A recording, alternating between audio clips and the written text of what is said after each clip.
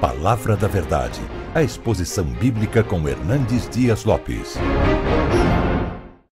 Hoje eu quero conversar com vocês sobre um livro da Bíblia, um livro poético, mas um livro complexo, que tem uma mensagem extremamente oportuna para o meu e para o seu coração. E a minha oração é que a história deste livro, que a história desse personagem, nos encoraje, nos abençoe, nos fortaleça. Por isso eu quero convidar você para abrir sua Bíblia comigo no livro de Jó, no capítulo 1. Jó, capítulo 1. Nós vamos ler dos versos 6 a 12. Jó, capítulo 1, 6 a 12.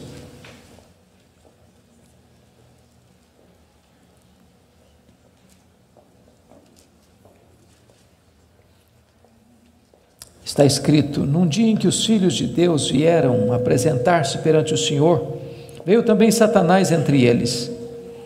Então perguntou o Senhor a Satanás: de onde vens?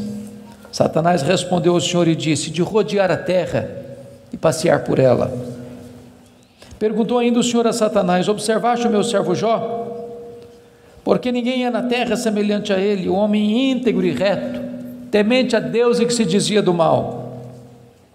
Então respondeu Satanás ao Senhor: porventura Jó debalde ou inutilmente teme a Deus? Acaso não cercaste com sebe a ele, a sua casa e a tudo quanto tem? A obra de suas mãos abençoaste, os seus bens se multiplicaram na terra. Estende, porém, a tua mão e toca-lhe em tudo quanto tem, e verás se não blasfema contra ti na tua face. Disse o Senhor a Satanás: eis que tudo quanto ele tem está em teu poder, somente contra ele não estendas a tua mão. E Satanás saiu da presença do Senhor. Agora capítulo 2, versos de 1 a 6. Num dia em que os filhos de Deus vieram apresentar-se perante o Senhor, veio também Satanás entre eles apresentar-se perante o Senhor. Então o Senhor disse a Satanás: de onde vens? Respondeu Satanás ao Senhor e disse: de rodear a terra e passear por ela. Perguntou o Senhor a Satanás: observaste o meu servo Jó? Porque ninguém é na terra semelhante a ele, homem íntegro e reto, temente a Deus e que se desvia do mal. Ele conserva a sua integridade, embora me incitasses contra ele para o consumir sem causa. Então Satanás respondeu ao Senhor: pele por pele, tudo que o homem tem dará pela sua vida. Estende, porém, a tua mão e toca-lhe nos ossos e na carne, e verás se não blasfema contra ti na tua face. Disse o Senhor a Satanás: eis que ele está em teu poder, mas poupa-lhe a vida. Irmãos, esse texto registra este episódio da reunião de Deus com seus filhos. E eu quero crer que aqui são os anjos. Eu quero crer que esta reunião aconteceu nas regiões celestes. E a Bíblia não nos dá muitos detalhes, mas nos informa que Satanás apareceu por lá. E é curioso que quem provoca a conversa é Deus, perguntando para Satanás: de onde vens? Satanás responde: de rodear a terra e passear por ela. Satanás é uma espécie de turista inveterado. Ele está por aí, está de olho, está antenado, está procurando uma brecha, está procurando alguém para devorar. E Deus cutuca de novo perguntando assim: observaste o meu servo Jó? E Deus dá o currículo de Jó. Não tem ninguém na terra semelhante a ele. Em outras palavras, é o homem mais piedoso dessa geração. Homem íntegro. Íntegro é aquilo que você é com a porta do quarto trancada sem ninguém observando. Homem reto. Reto é aquilo que você é em público e todo mundo está vendo. Homem temente a Deus, princípio da sabedoria. Homem que se desvia do mal, deliberadamente santo. Satanás poderia ter respondido assim: bom, esse eu não conheço ainda não, ando meio ocupado, tenho outras prioridades, quem sabe um dia eu dou uma olhada nele. Mas não foi a resposta de Satanás. Satanás respondeu assim: mas também puderas, desse jeito aí, qualquer um te adora. Tu tens abençoado a vida deste homem, tu tens cercado a casa deste homem com uma grande muralha de proteção, os bens deste homem multiplicam na terra, tudo que esse cara bota a mão vira dinheiro. Desse jeito aí qualquer um te adora. E Satanás insinua duas coisas aqui. Primeiro, ele insinua que Deus precisa subornar as pessoas com bênçãos para receber delas adoração. Satanás insinua que ninguém adora a Deus por quem Deus é, apenas por aquilo que Deus dá. Satanás insinua que as pessoas só se aproximam de Deus por causa das bênçãos de Deus e não por causa do caráter de Deus. Satanás insinua mais. Ele insinua que Jó não é honesto quando adora a Deus. Ele insinua que Jó descobriu que religião é uma grande sacada, que esse negócio de religião dá lucro, que o vetor que move Jó em direção a Deus é o lucro. Mas se Deus tirar de Jó o que o próprio Deus deu para Jó, esse Jó blasfema, em vez de adorar. A grande pergunta é: o que um homem tem? Um homem tem família, um homem tem bens. Satanás diz para Deus: toca no que ele tem, e verás se não blasfema contra ti na tua face. Satanás levanta aqui duas teses. A primeira delas: ninguém ama mais a Deus do que o dinheiro. Segunda tese: ninguém ama mais a Deus do que a família. Sem que Jó soubesse, Deus constitui Jó em seu advogado na terra e coloca nas mãos de Jó a defesa da sua reputação e diz para Satanás: pode tocar no que ele tem, só não podes tocar na sua vida. Em outras palavras, Satanás é um ser limitado e limitado por Deus. Ele só pode ir até onde Deus o permite ir e nem 1 centímetro a mais. Nas palavras de Martinho Lutero, Satanás é um cachorro na coleira de Deus. Ele só pode ir até onde a coleira o permite ir e nem 1 centímetro a mais. O nosso Deus manda no céu, o nosso Deus manda na terra, o nosso Deus manda no inferno. Ele manda nos anjos, ele manda nos homens, ele manda nos demônios. Agora, com a permissão de Deus, obviamente, Satanás sai dali para fazer um verdadeiro terremoto na vida financeira de Jó. Confira comigo, capítulo 1, versículo 3, quão rico era esse homem. Na parte final do verso 3, somos informados de que este homem era o maior de todos os do Oriente. Sabe o que significa isso? Ele era o homem mais rico da sua geração. Já fomos informados que ele era o mais piedoso. Agora somos informados que ele é o mais rico. E aqui cai um mito. O mito de que um homem rico não pode ser piedoso. Não é verdade isso. É possível ser rico e o mais rico, e é possível esse rico ser piedoso e o mais piedoso. O problema não é ter dinheiro, o problema é o dinheiro nos ter. O problema não é ter dinheiro no bolso, o problema é entronizar dinheiro no coração. O problema não é o dinheiro, o problema é o amor do dinheiro. Agora notem vocês que no capítulo 1, versículo 15, 16 e 17, Satanás vai usar 3 elementos para levar Jó à falência: os sabeus, o fogo e os caldeus. E não foi numa semana, num mês, num ano, numa década. Foi num único dia que o homem mais rico da sua geração entra em colapso financeiro, vai à falência. Ora, você e eu conhecemos gente que por muito menos blasfema contra Deus, por muito menos levanta os punhos contra os céus, por muito menos dá um tiro na cabeça. A pergunta é: será que a tese de Satanás era verdadeira? Será que ninguém ama mais a Deus do que o dinheiro? Será que Jó blasfemaria contra Deus? A resposta está no versículo 21 do capítulo 1. Quando Jó recebe a notícia de que ele está falido, ele diz assim: nu saí do ventre da minha mãe, nu eu voltarei. Sabe o que ele está dizendo?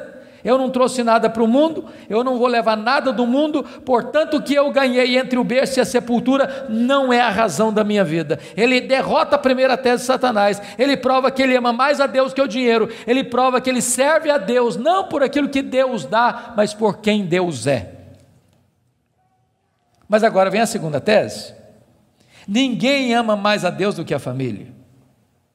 Vocês concordam comigo certamente, e quem tem mais de 2 filhos aqui, sabem disso, ou 2 filhos, a partir de 2 filhos, os filhos não são naturalmente unidos, não são. Quando você vê uma família unida, os filhos unidos, pode saber, por trás tem um pai, tem uma mãe que acompanha, que orienta, que aconselha, que intercede, que exorta, que costura essa unidade. Agora, quando tem dinheiro é mais complicado ainda, porque dinheiro não tem liga, dinheiro não tem amálgama. Se você perceber no capítulo 1, versículo 2, Jó tinha 7 filhos e 3 filhas. E você nota que os filhos de Jó eram unidos, caminhavam juntos, celebravam juntos, festejavam juntos. Mas por que esses filhos são unidos? Capítulo 1, versículo 5 responde: porque Jó era um pai que orava pelos filhos, já era um pai que chamava os filhos para exortá-los, já era um pai que levantava sacrifícios em favor dos seus filhos. Ele estava preocupado com a salvação deles, com a santificação deles, com a piedade deles, e a preocupação de Jó não era apenas com a reputação dos filhos, que eles pecassem contra Deus no seu coração. Jó estava mais preocupado com a glória de Deus do que com a reputação dos filhos. Mas agora, com a permissão de Deus, não foi um dia, uma semana depois, um mês depois, um ano depois, nem uma década depois, foi no mesmo dia da tragédia financeira, que Jó recebe o mais amargo recado: seus 10 filhos morreram num único acidente. Agora pense comigo, o que é um homem, o que é um pai, o que é uma mãe, levar para o cemitério todos os seus filhos num único dia? Como é que ele volta de lá? Como é que ele recomeça a vida? Como é que ele se ergue do luto? Como é que ele escreve dali para frente o seu futuro? Será que Jó blasfemaria contra Deus? Será que de fato ninguém ama mais a Deus do que a família? Será que a tese de Satanás era verdadeira? A resposta está no capítulo 1, versículo 20. Quando Jó recebe a notícia dessa tragédia, diz a Bíblia que ele rasga o seu manto, que ele raspa a cabeça, que ele se prostra, que ele adora, e ele diz: o Senhor Deus deu, o Senhor Deus tomou, bendito seja o nome do Senhor. Ele derrota aqui a segunda tese de Satanás. Ele prova que ele ama mais a Deus do que a família. Ele prova que ele serve a Deus não pela bênção de Deus, mas pelo caráter de Deus, não por aquilo que Deus dá, mas por quem Deus é. Mas aí vem o capítulo 2. E no capítulo 2, mais uma vez os filhos de Deus se reúnem. E eu quero crer que os anjos, eu quero crer que nas regiões celestes. E mais uma vez Satanás aparece por lá.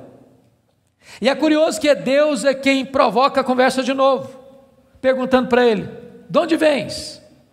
Satanás responde: de rodear a terra e passear por ela. Sabe o que ele está dizendo? Não mudei minha agenda, estou fazendo o que eu sempre fiz, eu estou por aí, eu estou de olho, estou antenado, estou vivo e ativo no planeta Terra, estou procurando uma brecha, estou procurando alguém para devorar. E Deus cutuca outra vez, perguntando assim: observaste o meu servo Jó? E Deus dá o currículo de Jó sem alterar uma vírgula: não tem ninguém na terra semelhante a ele, homem íntegro, reto, temente a Deus, que se desvia do mal. Me incitasses contra ele sem causa para o destruir, mas ele permanece íntegro. Sabe o que Deus está dizendo? Satanás, suas teses são mentirosas, suas teses são falsas. Jó provou que me ama mais do que o dinheiro, mais do que a família. Jó provou que me ama não por aquilo que eu dou para ele, mas por quem eu sou. Aí Satanás levanta a terceira tese: pele por pele, e tudo que o homem tem dará pela sua vida. Toca-lhe nos ossos, toca-lhe na carne, e verás se não blasfema contra ti na tua face. A terceira tese de Satanás é essa: ninguém ama mais a Deus do que a si mesmo? Sem que Jó soubesse, Deus constitui Jó em seu advogado na terra e coloca nas mãos de Jó a defesa da sua reputação e diz para Satanás: pode tocar nos ossos dele, pode tocar na carne dele, só não podes tirar a vida dele. Satanás é um ser limitado e limitado por Deus. Ele só pode ir até onde Deus o permite ir e nem um centímetro a mais. Mas com a permissão de Deus, Satanás sai dali para colocar uma doença maligna em Jó, ferida do alto da cabeça à planta dos pés. E eu imagino essa cena. Jó está falido, Jó está enlutado, e agora o seu corpo começa a ficar chagado. Feridas vão arrebentando por todo o seu corpo. Seu corpo fica cheio de pus, sua pele vai ficando necrosada, ele vai ficando mal cheiroso, ele é uma chaga viva, ele é um aborto vivo. E diz a Bíblia que outras bolhas vão se formando, e ele precisa pegar um caco, talvez de telha, para raspar sua pele necrosada.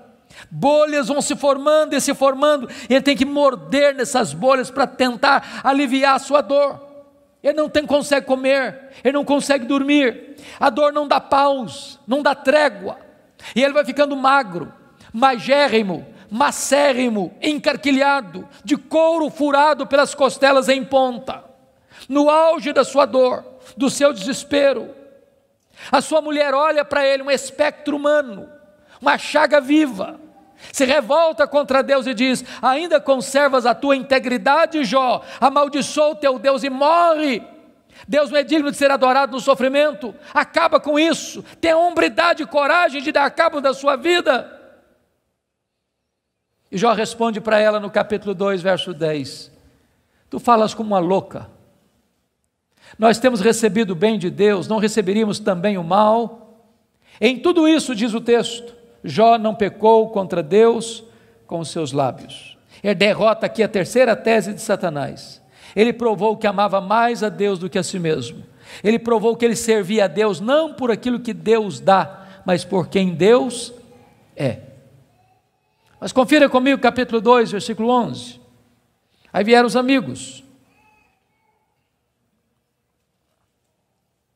Ele faz Bildade e Zofar.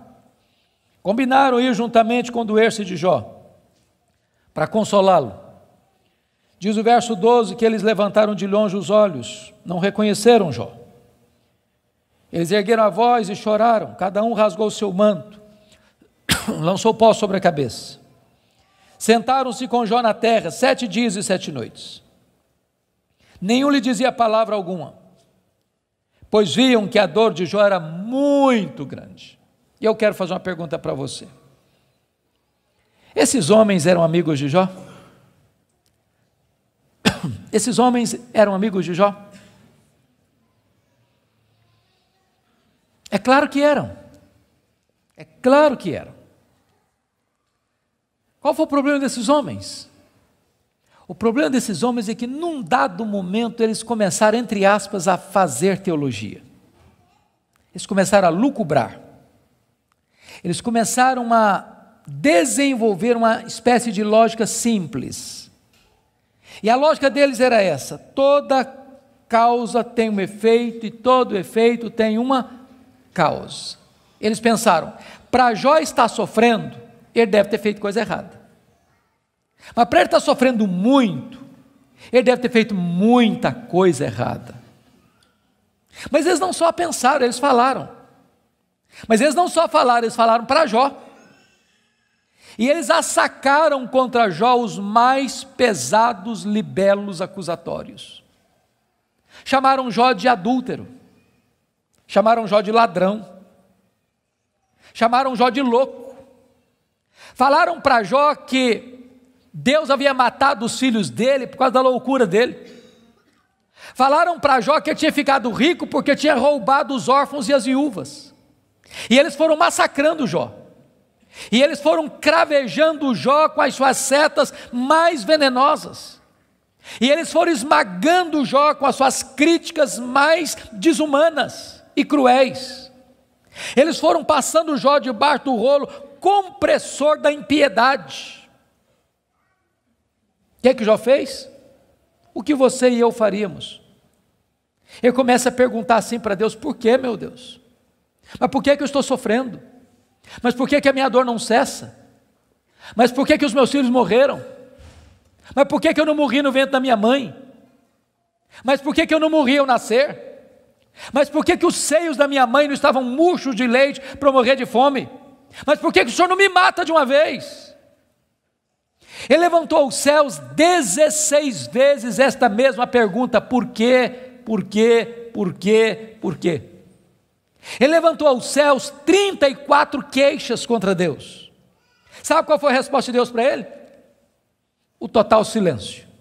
Nenhuma palavra, nenhuma explicação, nenhuma luz no fim do túnel, nenhum sinal do seu favor. E eu posso garantir a vocês que pior do que sofrer é sofrer sem explicação. O silêncio de Deus grita mais alto nos nossos ouvidos do que o barulho mais ruidoso das circunstâncias mais adversas. Se vocês não estão notando, Jó está sendo golpeado por todos os lados. Ele está sendo encurralado, emparedado, entrincheirado por circunstâncias medonhas.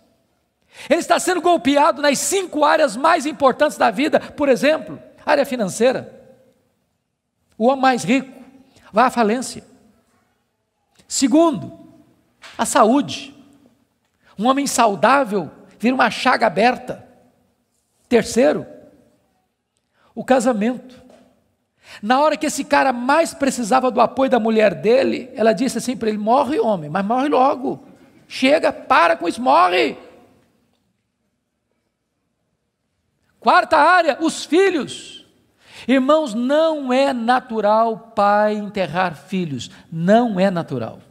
Não é natural.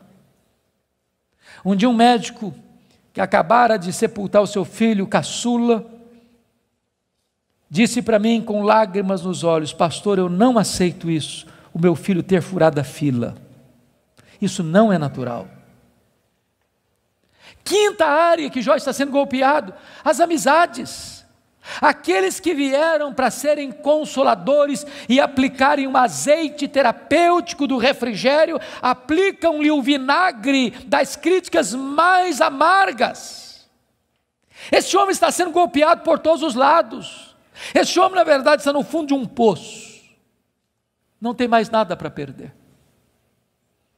Mas quando você está no fundo de um poço, só tem uma direção para olhar: é para cima. É para o alto, é para Deus. E quando ele olhou para cima, ele arranca do peito um brado de esperança e diz assim: mas uma coisa eu sei, é que o meu Redentor vive, e por fim revestir este meu corpo de pele, eu verei o meu Redentor. Quando ele desse brado de esperança, daqui a pouco Deus rompe o silêncio, e Deus começa a falar com ele. Mas quando Deus rompe o silêncio, Deus não responde nenhuma das 16 perguntas de Jó. Quando Deus rompe o silêncio, Deus não responde nenhuma das 34 queixas de Jó. Quando Deus rompe o silêncio, Deus faz 70 perguntas para Jó. Todas perguntas retóricas, todas perguntas que não têm uma resposta. Deus pergunta para Jó assim: ô Jó, onde você estava quando eu lançava os fundamentos da terra? Ô Jó, onde você estava quando eu espalhava as estrelas no firmamento? Ô Jó, onde você estava quando eu cercava as águas do mar para elas não invadirem a terra? Ô Jó, me explica aí, onde fica o reservatório do vento? Me explica, Jó, como é que eu formo a geada? E Deus foi abrindo as comportas dos céus e despejando em catadupas, torrentes caudalosas do seu conhecimento, da sua majestade, da sua soberania sobre Jó. E Jó, ao ser esmagado por esta gloriosa revelação de Deus, ele foi se encolhendo, ele foi se encolhendo, ele foi se encolhendo, ele foi se encolhendo. para descobrir as 5 verdades mais sublimes da sua vida, que mudaram a sua história. Verdades essas que, espero em Deus, impactem nesta noite o seu e o meu coração. Que verdades são essas? Vá comigo, por favor, para o capítulo 42 deste mesmo livro.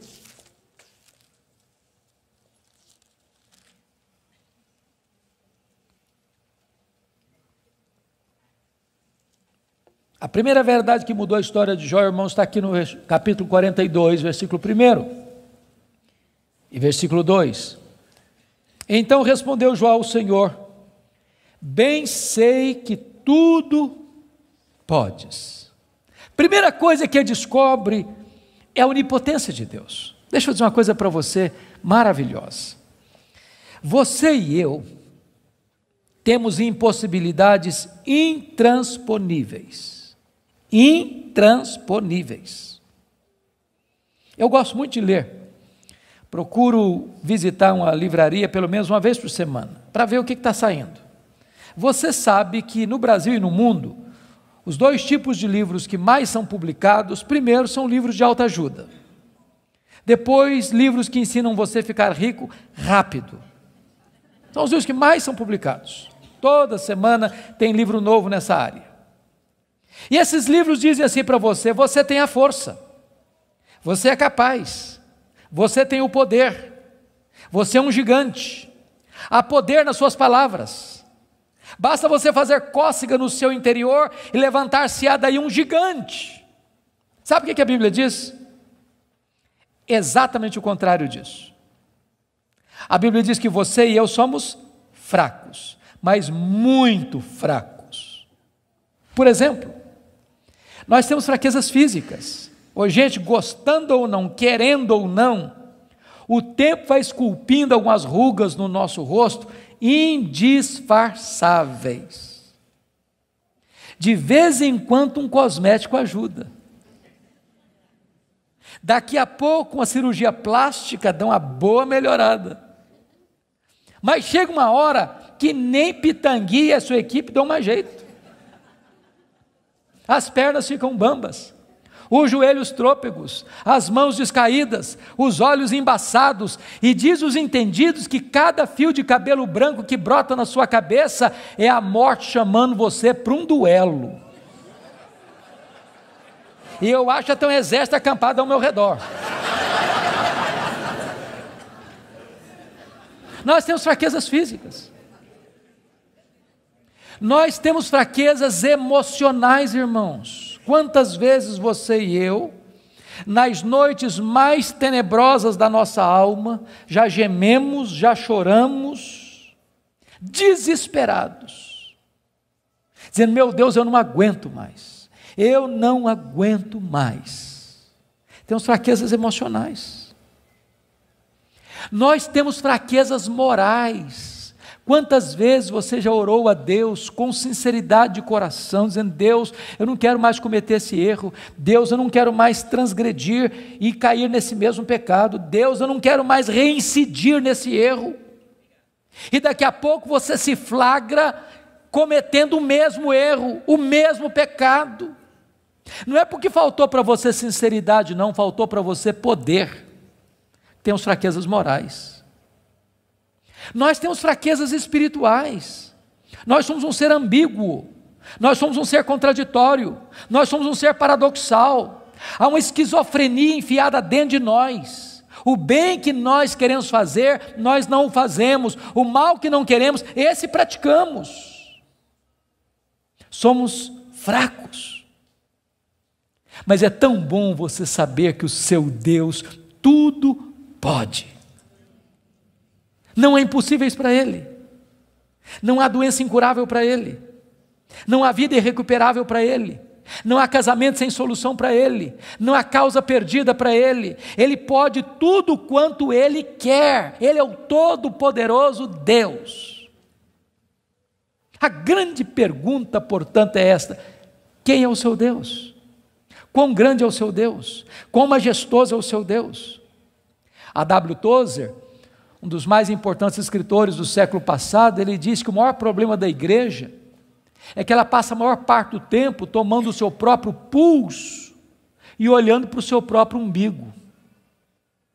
Quando, na verdade, o nosso principal propósito deveria ser de conhecer a Deus. Porque Daniel 11:32 diz que aquele que conhece a Deus é um povo forte e ativo. Quem é o seu Deus?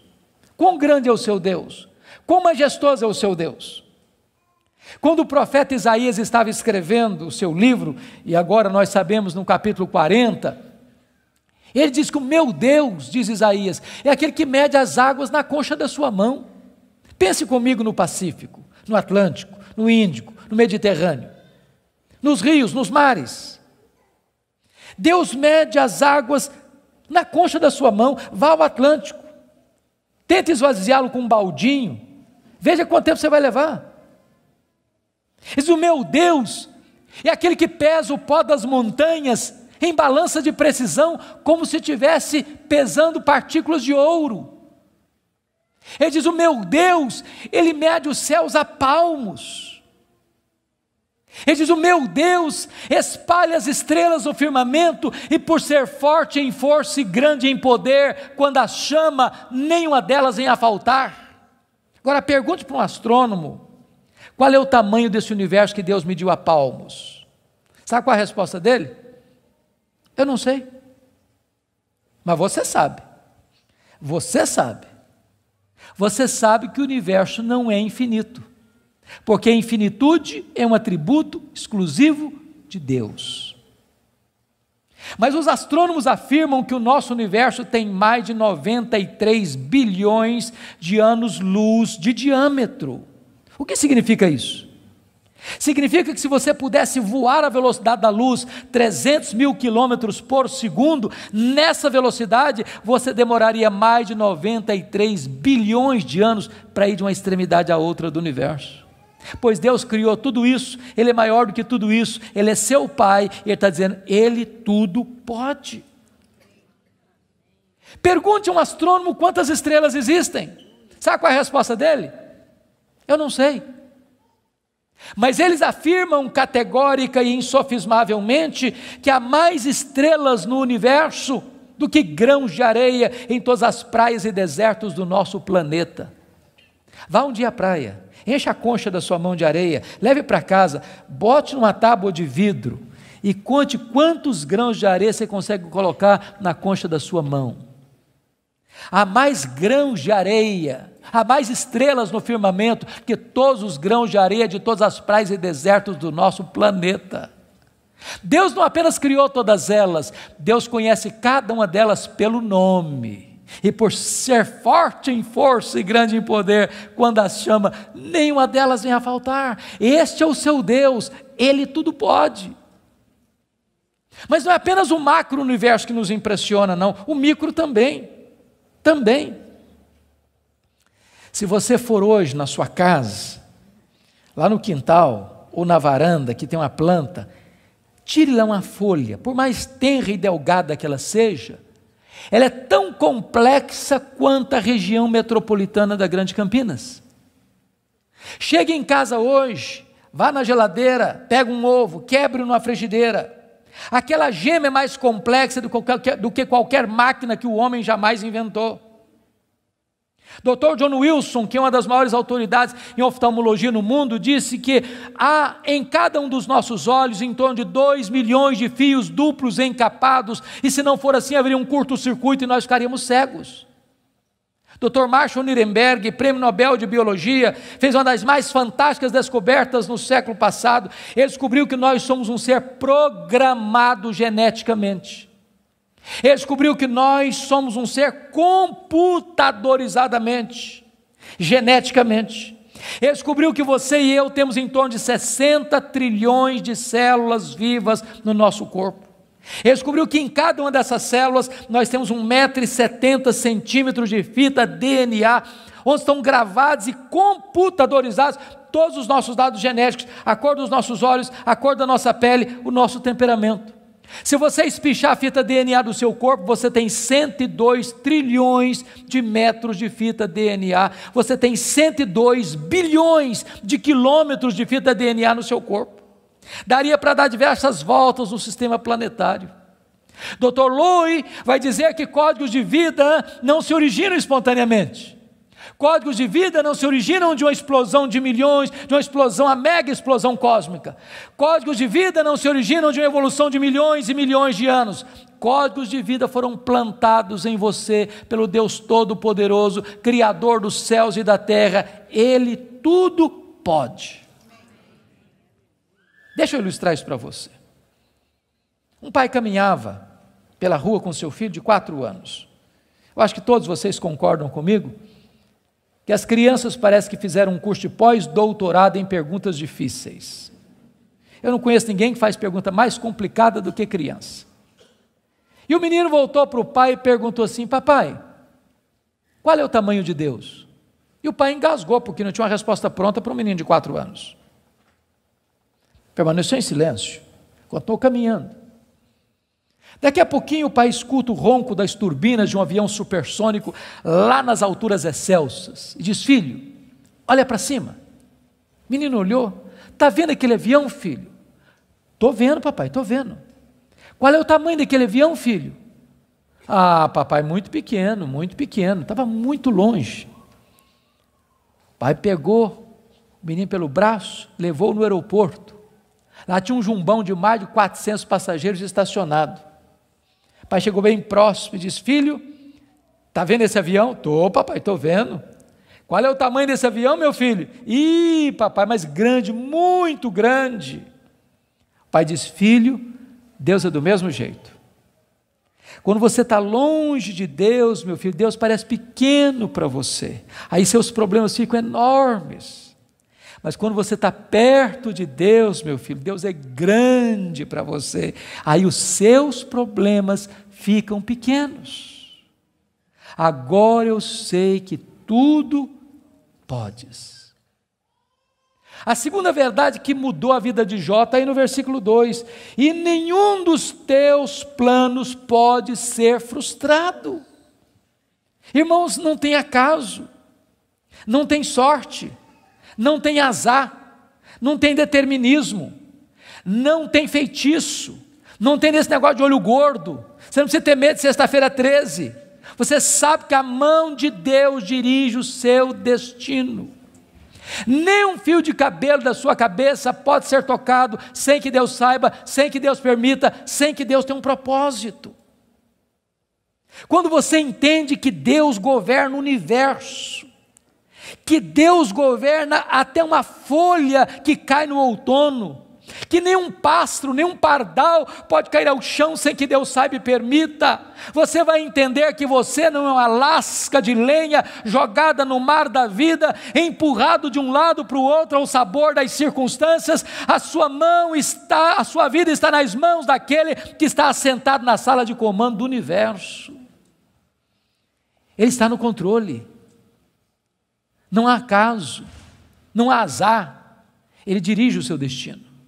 Você pode dizer como Paulo: sabemos que todas as coisas cooperam para o bem daqueles que amam a Deus, daqueles que são chamados segundo o seu propósito. A terceira verdade que mudou a vida de Jó está aí no versículo 3, confira comigo. Ele diz assim: na verdade eu falei do que eu não entendia, coisas maravilhosas demais para mim. Ele reconhece a limitação do seu conhecimento. Mas para você entender isso aqui, eu lhe daria um conselho, se é que posso. Tira um sábado, tira um feriado, dá uma lida em Jó numa sentada só. Você vai descobrir coisa maravilhosa. Você vai descobrir que Jó, ao longo do livro, fez 3 coisas. Ele perguntou, ele se queixou e ele se defendeu. 3 coisas que ele fez. E você sabe disso, quando a gente está machucado, quando a gente está ferido, quando a gente está se sentindo injustiçado, sabe o que a gente faz? A gente fala, se defende, e às vezes quando a gente está sofrido demais, machucado demais, doído demais, a gente fala muita coisa sem entender. Quando Deus despeja a glória dele em cima de Jó, Jó bota a mão na boca e diz: meu Deus, quanta coisa que eu falei sem entender. Sabe o que eu aprendo com isso? Quando você encontrar alguém que parece sabichão demais, que sabe demais, que fica arrotando em cima de você conhecimento demais. Você está perto de uma pessoa que sabe quase nada. Que quem sabe, sabe que não sabe. Quanto mais você sabe que você não sabe, porque o que você não sabe é muito mais do que o que você sabe. Portanto, quem sabe, não estufa o peito, não fica empavonado. Não dá para ficar na presença do Todo-Poderoso Deus com soberba, com altivez, com arrogância. Jó começa a entender que Deus é Deus e Ele é homem.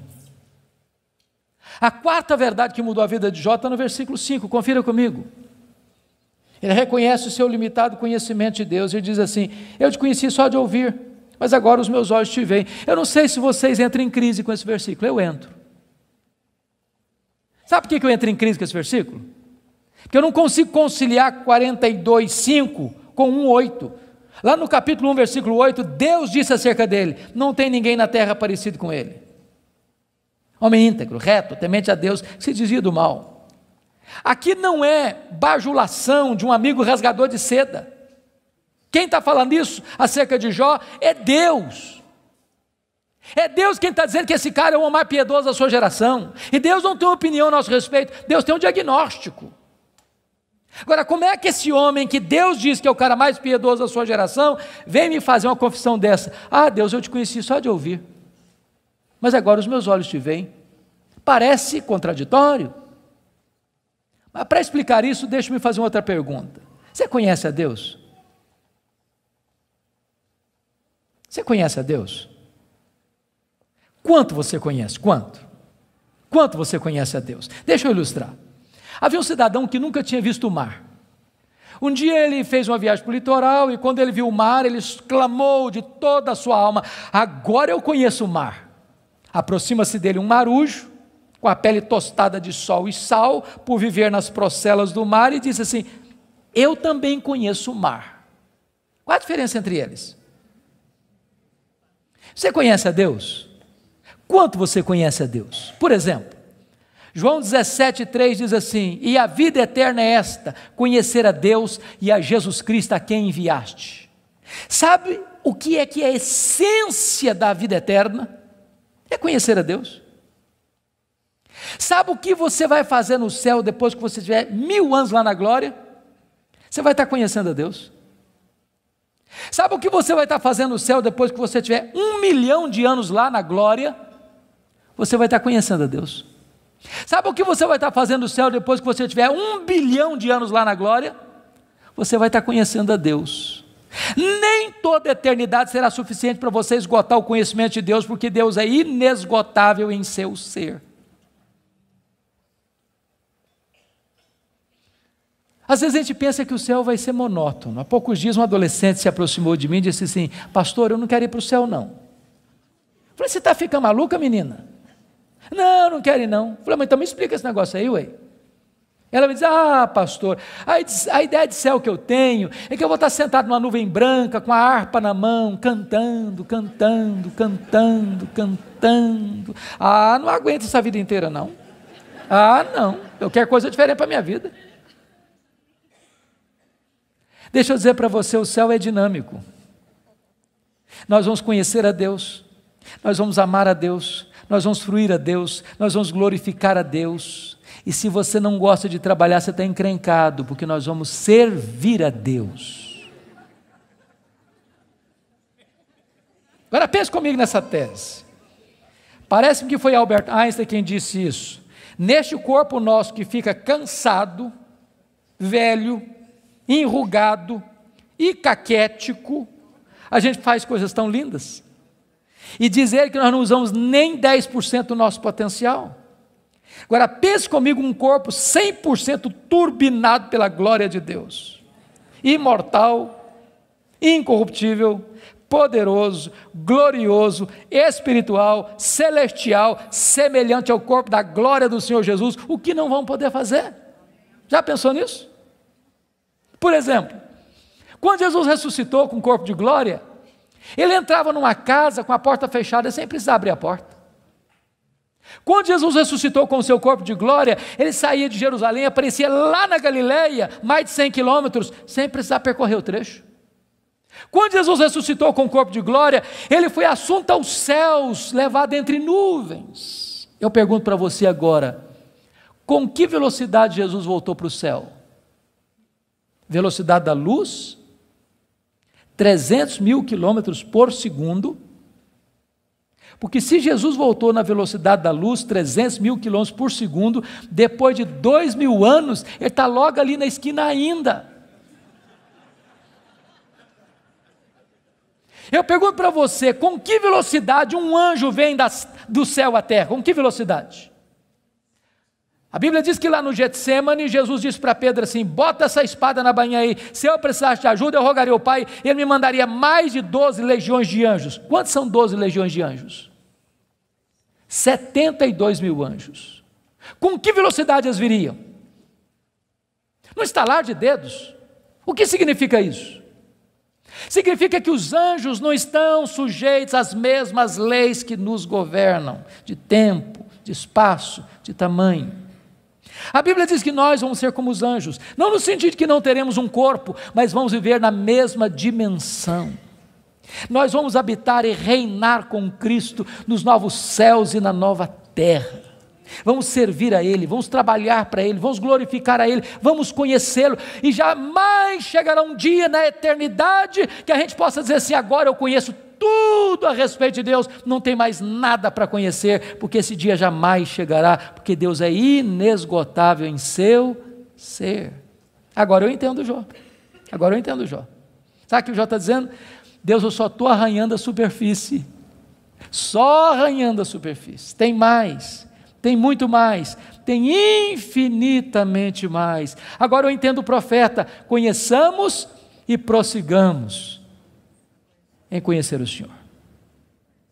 Mas a última verdade que mudou a vida de Jó está no versículo 6, confira comigo.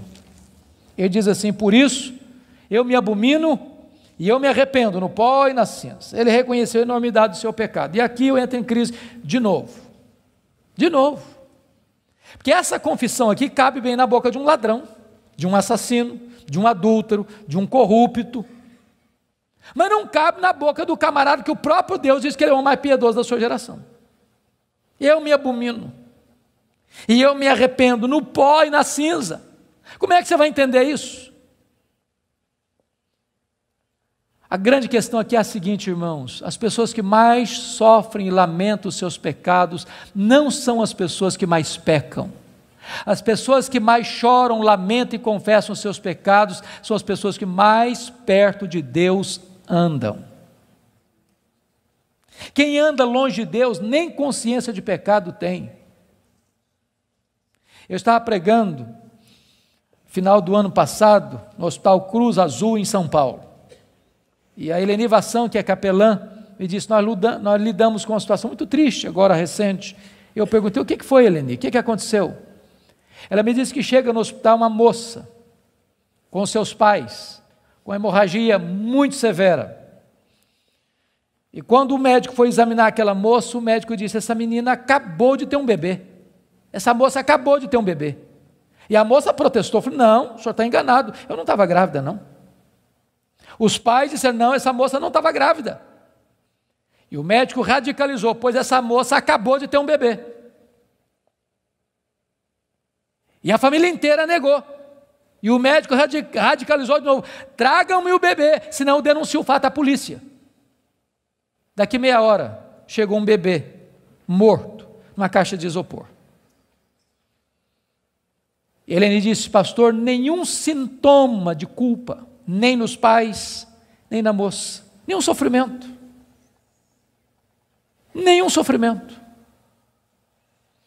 Há poucos dias em São Paulo eu vi um cidadão que recebeu 3 mil reais para matar uma outra pessoa, pistoleiro de aluguel.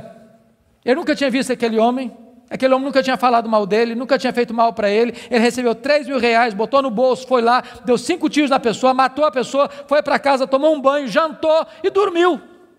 Nenhuma culpa.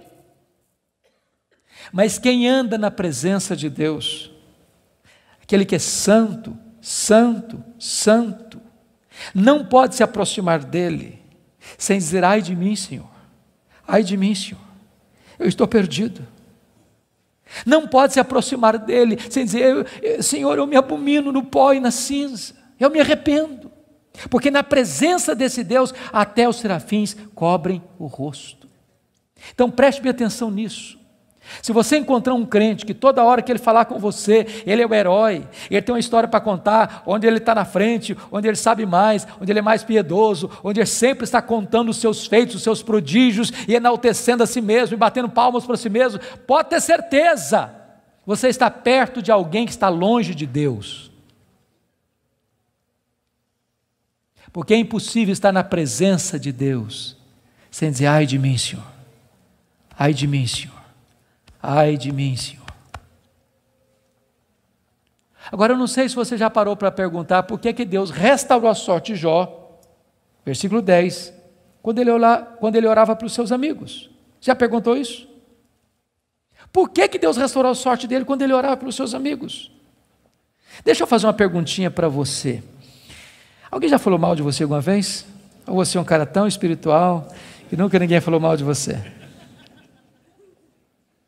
O que você sente quando alguém fala mal de você? Você fica feliz? Você dá pulos de alegria?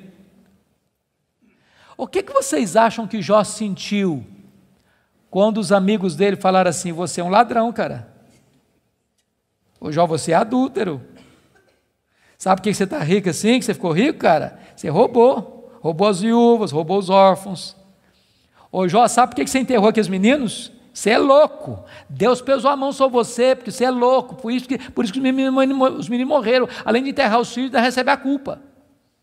O que vocês acham que Jó sentiu, irmãos? Sabe o que ele fez? Ele se defendeu, mas quem se defende, sabe o que tem às vezes no coração? Dor, mágoa, ressentimento. Sabe o que Deus está falando para esse homem ser restaurado? Deus está dizendo: meu filho, saia desta arena da autodefesa e entre na brecha da intercessão.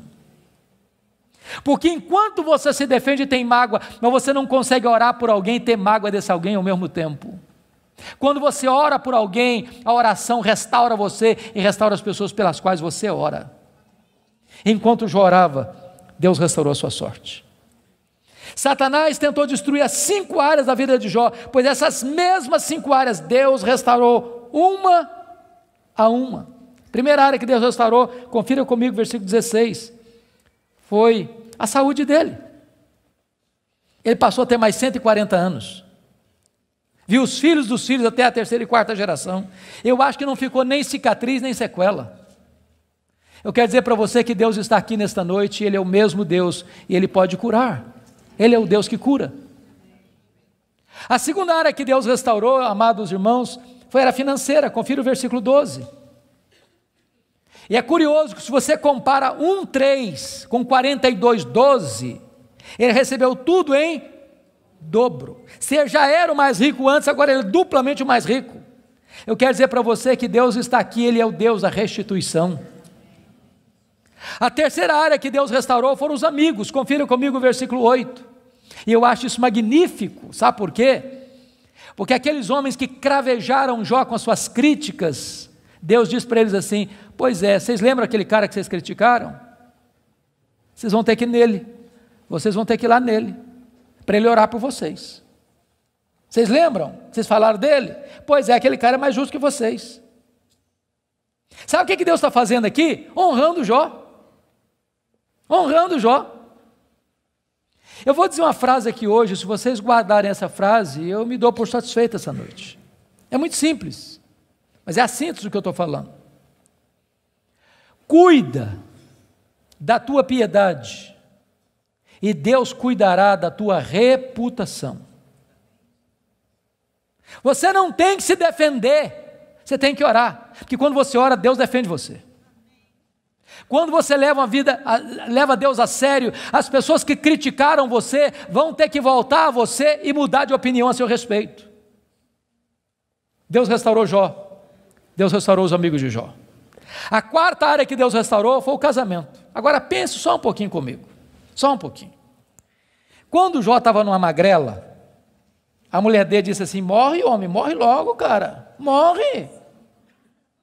Agora o Jó está curado, cheio da grana, no topo da pirâmide.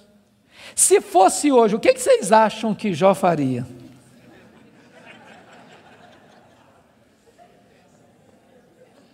Eu acho que ele ia dizer assim, você queria que eu morresse, né? A fila andou, minha filha. Estou noutra. Irmãos queridos, Deus não faz a obra pela metade. Deus curou o coração da mulher dele, Deus curou o coração dele, Deus restaurou o casamento deles. Há poucos dias, chegou uma mulher para mim e disse assim, pastor, eu estou me divorciando. Eu tomei um susto, falei, mas divorciando? Falei, estou me divorciando. E eu perguntei, mas por quê? Ela olhou fundo nos meus olhos e disse, pastor, secou. Está claro? Vou você botar a legenda. E eu falei, secou, filha? Secou. Falei, então tem esperança. Mas como tem esperança? Minha filha, você não leu na Bíblia lá que a vara seca de Arão floresceu? Pois Deus faz o que está seco florescer. Ela falou, pastor, o senhor está meio bruto, o senhor não me entende não, o senhor não compreende a minha linguagem, não, eu estou falando do senhor que morreu. Está claro agora? Morreu. Eu falei, morreu, filha? Morreu, sim, senhor. Eu falei, então tem esperança? Ué, você não já leu na Bíblia que Jesus ressuscita os mortos? Pois Jesus ressuscita esse sentimento que está morto aí, ué.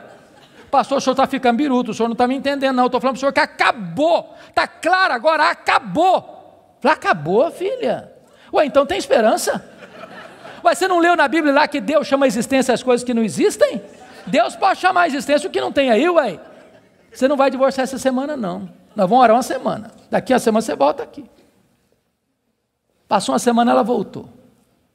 Falou, pastor, acabou a vontade de divorciar. Deus está mudando meu coração, estou animado e nós vamos continuar juntos. Deixa eu dizer uma coisa para você, Deus está aqui. E Deus é o Deus que restaura casamentos quebrados. Finalmente, a última área que Deus restaurou, com os filhos. Capítulo 1, versículo 2, quantos filhos Jó tinha? 10 filhos. 42, 13. Quantos filhos Jó vai ter agora? Quantos? 10. Aí vocês dizem, bom, então não foi tudo em dobro. Porque se ele tinha 10 e Deus deu tudo em dobro, quanto é que devia ter agora? 20. Então não foi tudo em dobro. Como é que a gente entende isso? Deixa eu dizer uma coisa para você, querido. Quando uma ovelha morre, você perde uma ovelha. Mas quando um filho morre, você não perde um filho. Como aquele pai que voltava do cemitério, e o amigo disse, meus sentimentos, eu soube que o senhor perdeu seu filho. Eu disse, não, eu não perdi meu filho. Você perde alguém quando você não sabe onde ele está. Eu sei onde está meu filho, eu sei com quem está meu filho está no céu, meu filho está com Jesus, eu não perdi o meu filho. Jó agora tem 10 filhos na terra, Jó agora tem 10 filhos no céu. Deus restaurou completamente.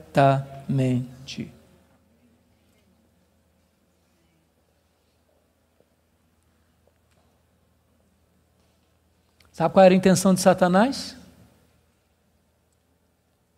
Colocar Jó longe de Deus. Sabe o que Satanás conseguiu? Colocar Jó mais perto de Deus. Sabem por quê? Porque os planos de Deus não podem ser frustrados. Que grande Deus nós temos. Que maravilhoso Deus nós temos.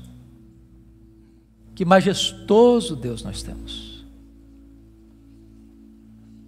Você e eu fomos criados para a glória de Deus. Você e eu vivemos para a glória de Deus. A vida não faz sentido longe de Deus. Ele é a razão da nossa vida. Ele é o nosso Criador, Ele é o nosso provedor, Ele é o nosso sustentador, Ele é o nosso consolador, Ele é o nosso restaurador, Ele é o nosso redentor, Ele é a nossa herança, Ele é a nossa paz, Ele é a nossa justiça, Ele é a nossa alegria, Ele é o nosso tesouro, Ele é tudo para nós. A vida sem Ele não tem graça, não tem sentido. Você tem um vazio dentro de você com o formato de Deus, e só Deus pode preencher esse vazio. Adore este Deus, curve-se diante dEle, renda-se a Ele. Ele está no controle do universo, mas Ele está no controle da sua vida. Nada, nem ninguém pode frustrar o plano dEle na sua história, na sua vida. Eu quero orar por você nesta noite. Se você deseja que Deus se manifeste a você, e você quer colocar sua vida nas mãos dEle, onde você está, fique em pé. Eu quero orar em seu favor.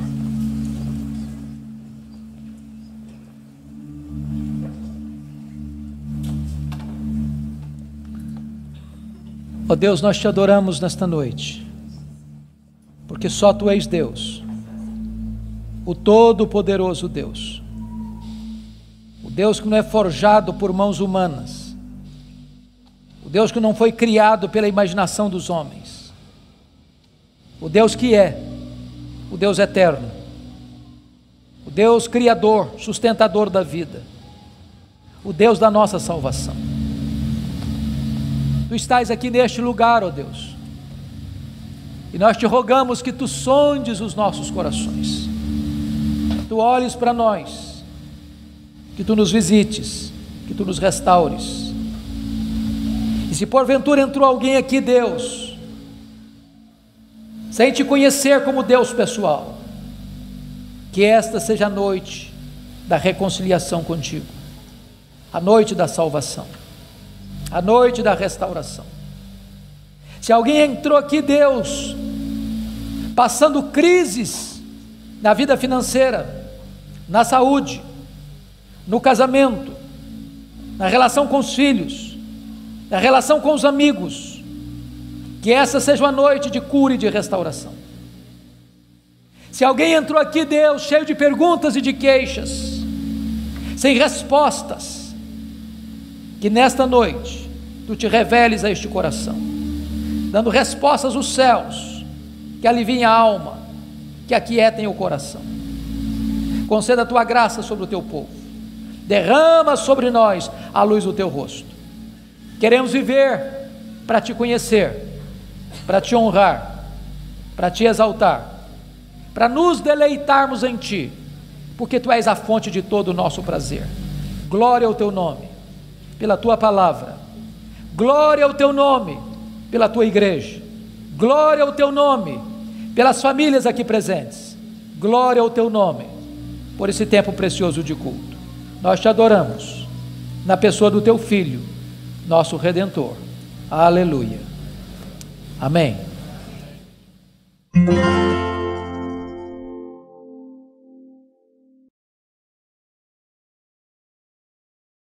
Sabe qual foi a resposta de Deus para ele? O total silêncio. Nenhuma palavra, nenhuma explicação, nenhuma luz no fim do túnel, nenhum sinal do seu favor.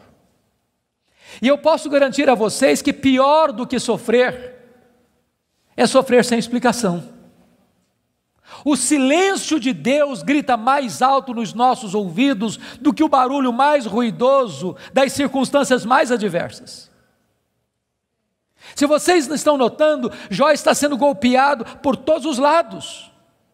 Ele está sendo encurralado, emparedado, entrincheirado por circunstâncias medonhas.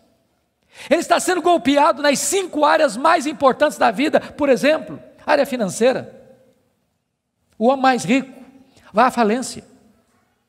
Segundo, a saúde. Um homem saudável vira uma chaga aberta. Terceiro, o casamento. Na hora que esse cara mais precisava do apoio da mulher dele, ela disse assim para ele: morre, homem, mas morre logo. Chega, para com isso, morre. Quarta área, os filhos. Irmãos, não é natural pai enterrar filhos. Não é natural. Não é natural. Um dia um médico que acabara de sepultar o seu filho caçula, disse para mim com lágrimas nos olhos: pastor, eu não aceito isso, o meu filho ter furado a fila. Isso não é natural. Quinta área que Jó está sendo golpeado: as amizades. Aqueles que vieram para serem consoladores e aplicarem um azeite terapêutico do refrigério, aplicam-lhe o vinagre das críticas mais amargas. Esse homem está sendo golpeado por todos os lados. Esse homem, na verdade, está no fundo de um poço. Não tem mais nada para perder. Mas quando você está no fundo de um poço, só tem uma direção para olhar: é para cima, é para o alto, é para Deus. E quando ele olhou para cima, ele arranca do peito um brado de esperança e diz assim: mas uma coisa eu sei, é que o meu Redentor vive, e por fim revestir este meu corpo de pele, eu verei o meu Redentor. Quando ele dá esse brado de esperança, daqui a pouco Deus rompe o silêncio, e Deus começa a falar com ele. Mas quando Deus rompe o silêncio, Deus não responde nenhuma das 16 perguntas de Jó. Quando Deus rompe o silêncio, Deus não responde nenhuma das 34 queixas de Jó. Quando Deus rompe o silêncio, Deus faz 70 perguntas para Jó. Todas perguntas retóricas, todas perguntas que não têm uma resposta. Deus pergunta para Jó assim: ô Jó, onde você estava quando eu lançava os fundamentos da terra? Ô Jó, onde você estava quando eu espalhava as estrelas no firmamento? Ô Jó, onde você estava quando eu cercava as águas do mar para elas não invadirem a terra? Ô Jó, me explica aí, onde fica o reservatório do vento? Me explica, Jó, como é que eu formo a geada?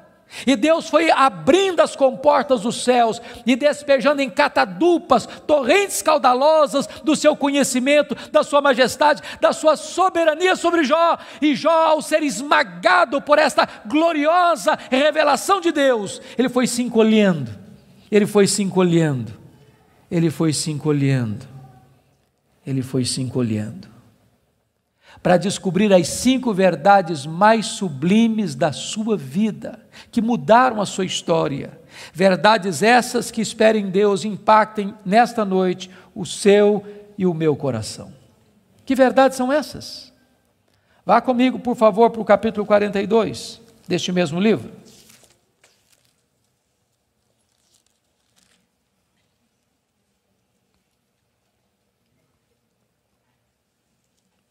A primeira verdade que mudou a história de Jó, irmãos, está aqui no capítulo 42, versículo 1 e versículo 2.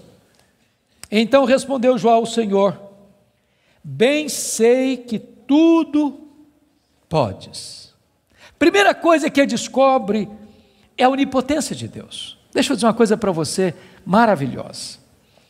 Você e eu temos impossibilidades intransponíveis. Intransponíveis. Eu gosto muito de ler.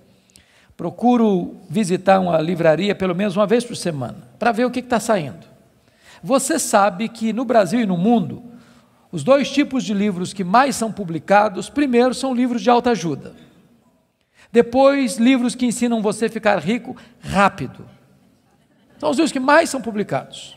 Toda semana tem livro novo nessa área. E esses livros dizem assim para você: você tem a força, você é capaz, você tem o poder, você é um gigante, há poder nas suas palavras, basta você fazer cócega no seu interior e levantar-se-á daí um gigante. Sabe o que a Bíblia diz? Exatamente o contrário disso. A Bíblia diz que você e eu somos fracos, mas muito fracos. Por exemplo, nós temos fraquezas físicas. Ô, gente, gostando ou não, querendo ou não, o tempo vai esculpindo algumas rugas no nosso rosto, indisfarçáveis. De vez em quando um cosmético ajuda. Daqui a pouco uma cirurgia plástica dá uma boa melhorada. Mas chega uma hora que nem Pitangui e a sua equipe dão mais jeito. As pernas ficam bambas, os joelhos trôpegos, as mãos descaídas, os olhos embaçados, e diz os entendidos que cada fio de cabelo branco que brota na sua cabeça é a morte chamando você para um duelo. E eu acho até um exército acampado ao meu redor. Nós temos fraquezas físicas. Nós temos fraquezas emocionais, irmãos. Quantas vezes você e eu, nas noites mais tenebrosas da nossa alma, já gememos, já choramos, desesperados, dizendo: meu Deus, eu não aguento mais, eu não aguento mais. Temos fraquezas emocionais. Nós temos fraquezas morais. Quantas vezes você já orou a Deus com sinceridade de coração, dizendo: Deus, eu não quero mais cometer esse erro, Deus, eu não quero mais transgredir e cair nesse mesmo pecado, Deus, eu não quero mais reincidir nesse erro, e daqui a pouco você se flagra cometendo o mesmo erro, o mesmo pecado. Não é porque faltou para você sinceridade, não, faltou para você poder. Temos fraquezas morais. Nós temos fraquezas espirituais. Nós somos um ser ambíguo, nós somos um ser contraditório, nós somos um ser paradoxal. Há uma esquizofrenia enfiada dentro de nós. O bem que nós queremos fazer, nós não o fazemos. O mal que não queremos, esse praticamos. Somos fracos. Mas é tão bom você saber que o seu Deus tudo pode. Não há impossíveis para Ele, não há doença incurável para Ele, não há vida irrecuperável para Ele, não há casamento sem solução para Ele, não há causa perdida para Ele. Ele pode tudo quanto Ele quer, Ele é o todo-poderoso Deus. A grande pergunta, portanto, é esta: quem é o seu Deus? Quão grande é o seu Deus? Quão majestoso é o seu Deus? A W. Tozer, um dos mais importantes escritores do século passado, ele diz que o maior problema da igreja é que ela passa a maior parte do tempo tomando o seu próprio pulso e olhando para o seu próprio umbigo, quando na verdade o nosso principal propósito deveria ser de conhecer a Deus, porque Daniel 11:32 diz que aquele que conhece a Deus é um povo forte e ativo. Quem é o seu Deus? Quão grande é o seu Deus? Quão majestoso é o seu Deus? Quando o profeta Isaías estava escrevendo o seu livro, e agora nós sabemos no capítulo 40, ele diz que o meu Deus, diz Isaías, é aquele que mede as águas na concha da sua mão. Pense comigo no Pacífico, no Atlântico, no Índico, no Mediterrâneo, nos rios, nos mares. Deus mede as águas na concha da sua mão. Vá ao Atlântico, tente esvaziá-lo com um baldinho, veja quanto tempo você vai levar. Diz: o meu Deus é aquele que pesa o pó das montanhas em balança de precisão, como se estivesse pesando partículas de ouro. Ele diz: o meu Deus, Ele mede os céus a palmos. Ele diz: o meu Deus espalha as estrelas no firmamento, e por ser forte em força e grande em poder, quando as chama, nenhuma delas vem a faltar. Agora pergunte para um astrônomo: qual é o tamanho desse universo que Deus mediu a palmos? Sabe qual é a resposta dele? Eu não sei. Agora eu conheço o mar. Aproxima-se dele um marujo, com a pele tostada de sol e sal, por viver nas procelas do mar, e diz assim: eu também conheço o mar. Qual a diferença entre eles? Você conhece a Deus? Quanto você conhece a Deus? Por exemplo, João 17,3 diz assim: e a vida eterna é esta, conhecer a Deus e a Jesus Cristo a quem enviaste. Sabe o que é a essência da vida eterna? É conhecer a Deus. Sabe o que você vai fazer no céu depois que você tiver 1000 anos lá na glória? Você vai estar conhecendo a Deus. Sabe o que você vai estar fazendo no céu depois que você tiver 1 milhão de anos lá na glória? Você vai estar conhecendo a Deus. Sabe o que você vai estar fazendo no céu depois que você tiver 1 bilhão de anos lá na glória? Você vai estar conhecendo a Deus. Nem toda a eternidade será suficiente para você esgotar o conhecimento de Deus, porque Deus é inesgotável em seu ser. Às vezes a gente pensa que o céu vai ser monótono. Há poucos dias um adolescente se aproximou de mim e disse assim: pastor, eu não quero ir para o céu não. Eu falei: você está ficando maluca, menina? Não, não quero ir não. Eu falei: mas então me explica esse negócio aí, ué. Ela me diz: ah, pastor, a ideia de céu que eu tenho é que eu vou estar sentado numa nuvem branca, com a harpa na mão, cantando, cantando, cantando, cantando. Ah, não aguento essa vida inteira não. Ah, não, eu quero coisa diferente para a minha vida. Deixa eu dizer para você, o céu é dinâmico. Nós vamos conhecer a Deus, nós vamos amar a Deus, nós vamos fruir a Deus, nós vamos glorificar a Deus. E se você não gosta de trabalhar, você está encrencado, porque nós vamos servir a Deus. Agora pense comigo nessa tese. Parece-me que foi Albert Einstein quem disse isso. Neste corpo nosso que fica cansado, velho, enrugado e caquético, a gente faz coisas tão lindas. E dizer que nós não usamos nem 10% do nosso potencial. Agora pense comigo um corpo 100% turbinado pela glória de Deus, imortal, incorruptível, poderoso, glorioso, espiritual, celestial, semelhante ao corpo da glória do Senhor Jesus. O que não vão poder fazer? Já pensou nisso? Por exemplo, quando Jesus ressuscitou com o corpo de glória, ele entrava numa casa com a porta fechada sem precisar abrir a porta. Quando Jesus ressuscitou com o seu corpo de glória, ele saía de Jerusalém, aparecia lá na Galileia, mais de 100 quilômetros, sem precisar percorrer o trecho.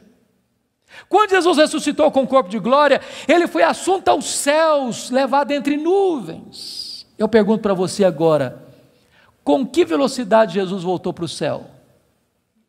Velocidade da luz? 300 mil quilômetros por segundo. Porque se Jesus voltou na velocidade da luz, 300 mil quilômetros por segundo, depois de 2000 anos, ele está logo ali na esquina ainda. Eu pergunto para você, com que velocidade um anjo vem do céu à terra? Com que velocidade? A Bíblia diz que lá no Getsêmani, Jesus disse para Pedro assim: bota essa espada na bainha aí, se eu precisasse de ajuda, eu rogaria ao Pai, ele me mandaria mais de 12 legiões de anjos. Quantos são 12 legiões de anjos? 72 mil anjos. Com que velocidade eles viriam? No estalar de dedos. O que significa isso? Significa que os anjos não estão sujeitos às mesmas leis que nos governam, de tempo, de espaço, de tamanho. A Bíblia diz que nós vamos ser como os anjos, não no sentido de que não teremos um corpo, mas vamos viver na mesma dimensão. Nós vamos habitar e reinar com Cristo nos novos céus e na nova terra.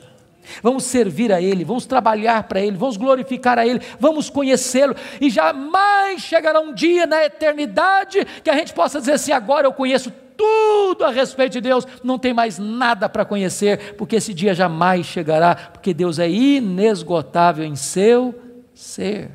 Agora eu entendo Jó. Sabe o que o Jó está dizendo? Deus, eu só estou arranhando a superfície, só arranhando a superfície. Tem mais, tem muito mais, tem infinitamente mais. Agora eu entendo o profeta: conheçamos e prossigamos em conhecer o Senhor. Mas a última verdade que mudou a vida de Jó está no versículo 6, confira comigo. Ele diz assim: por isso eu me abomino e eu me arrependo no pó e na cinza. Ele reconheceu a enormidade do seu pecado. E aqui eu entro em crise de novo. Porque essa confissão aqui cabe bem na boca de um ladrão, de um assassino, de um adúltero, de um corrupto. Mas não cabe na boca do camarada que o próprio Deus diz que ele é o mais piedoso da sua geração. Eu me abomino e eu me arrependo no pó e na cinza. Como é que você vai entender isso? A grande questão aqui é a seguinte, irmãos: as pessoas que mais sofrem e lamentam os seus pecados não são as pessoas que mais pecam. As pessoas que mais choram, lamentam e confessam os seus pecados são as pessoas que mais perto de Deus andam. Quem anda longe de Deus, nem consciência de pecado tem. Eu estava pregando, final do ano passado, no Hospital Cruz Azul, em São Paulo. E a Eleni Vassão, que é capelã, me disse, nós lidamos com uma situação muito triste, agora recente. Eu perguntei, o que foi, Eleni? O que aconteceu? Ela me disse que chega no hospital uma moça, com seus pais, com hemorragia muito severa. E quando o médico foi examinar aquela moça, o médico disse, essa menina acabou de ter um bebê. Essa moça acabou de ter um bebê. E a moça protestou, falou, não, o senhor está enganado, eu não estava grávida não. Os pais disseram, não, essa moça não estava grávida. E o médico radicalizou, pois essa moça acabou de ter um bebê. E a família inteira negou. E o médico radicalizou de novo, tragam-me o bebê, senão eu denuncio o fato à polícia. Daqui meia hora, chegou um bebê morto, numa caixa de isopor.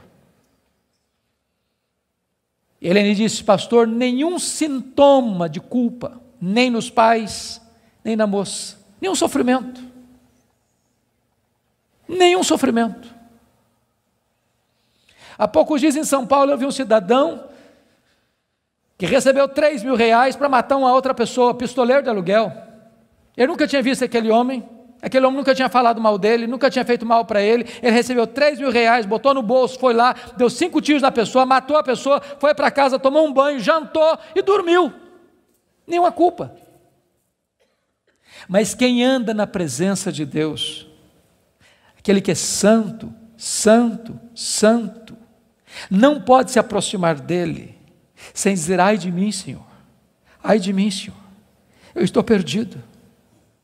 Não pode se aproximar dele, sem dizer, Senhor, eu me abomino no pó e na cinza, eu me arrependo, porque na presença desse Deus, até os serafins cobrem o rosto. Então preste bem atenção nisso. Se você encontrar um crente que toda hora que ele falar com você, ele é o herói, ele tem uma história para contar, onde ele está na frente, onde ele sabe mais, onde ele é mais piedoso, onde ele sempre está contando os seus feitos, os seus prodígios, e enaltecendo a si mesmo, e batendo palmas para si mesmo, pode ter certeza, você está perto de alguém que está longe de Deus.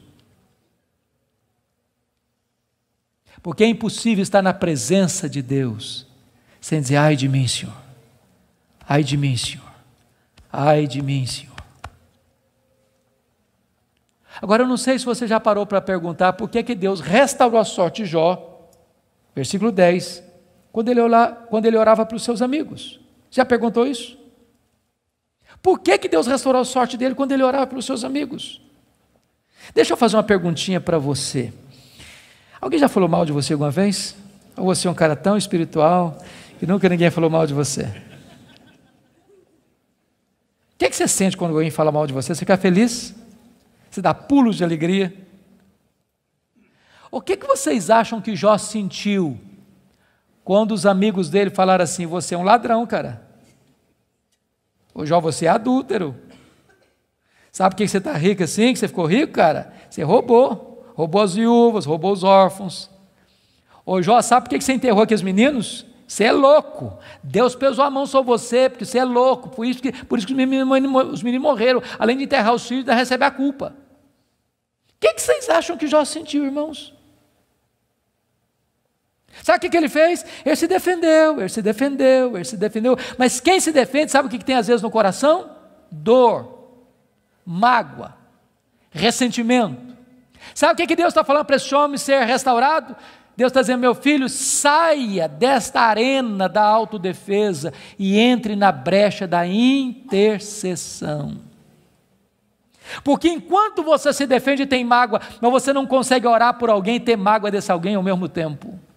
Quando você ora por alguém, a oração restaura você e restaura as pessoas pelas quais você ora. Enquanto Jó orava, Deus restaurou a sua sorte. Ninguém ama mais a Deus do que a família. Vocês concordam comigo certamente, e quem tem mais de 2 filhos aqui, sabem disso, ou 2 filhos, a partir de 2 filhos, os filhos não são naturalmente unidos, não são. Quando você vê uma família unida, os filhos unidos, pode saber, por trás tem um pai, tem uma mãe que acompanha, que orienta, que aconselha, que intercede, que exorta. que costura essa unidade. Agora, quando tem dinheiro é mais complicado ainda, porque dinheiro não tem liga, dinheiro não tem amálgama. Se você perceber no capítulo 1, versículo 2, Jó tinha 7 filhos e 3 filhas.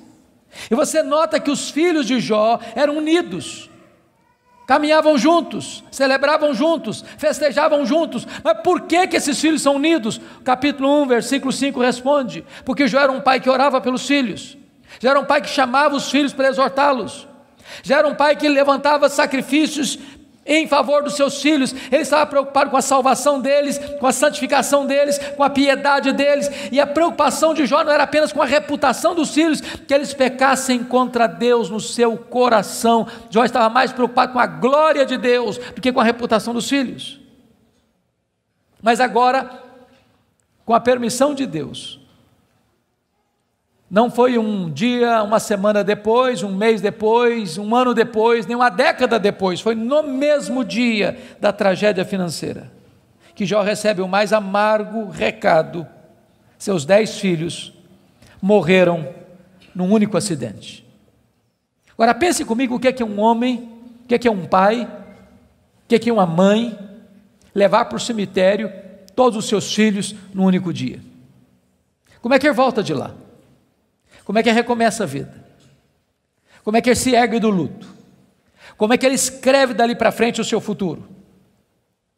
Será que Jó blasfemaria contra Deus? Será que de fato ninguém ama mais a Deus do que a família? Será que a tese de Satanás era verdadeira? A resposta está no capítulo 1, versículo 20.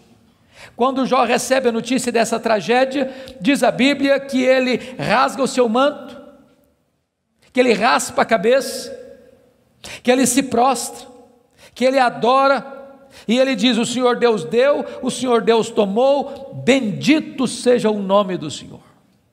Ele derrota aqui a segunda tese de Satanás. Ele prova que ele ama mais a Deus do que a família.